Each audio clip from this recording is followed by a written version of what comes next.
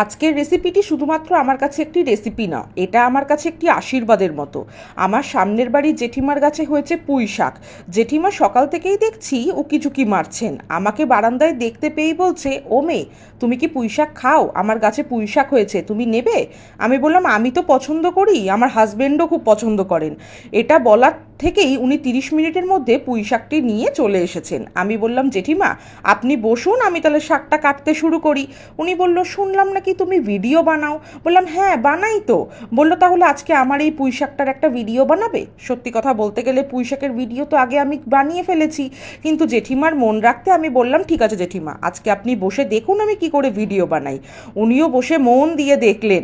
তারপরে যখন রান্না হয়ে গেল, ওনাকে আমি বাটিতে করে একটু টেস্ট করতে যখন দিয়েছি, উনি বলল, একদম আমার মায়ের মতো হয়েছে রে, আর একদিন বেশি করে দেব, আমাকে অনেকটা বানিয়ে দিবি? শুনে তো আমি খুশিতে আত্মহারাই হয়ে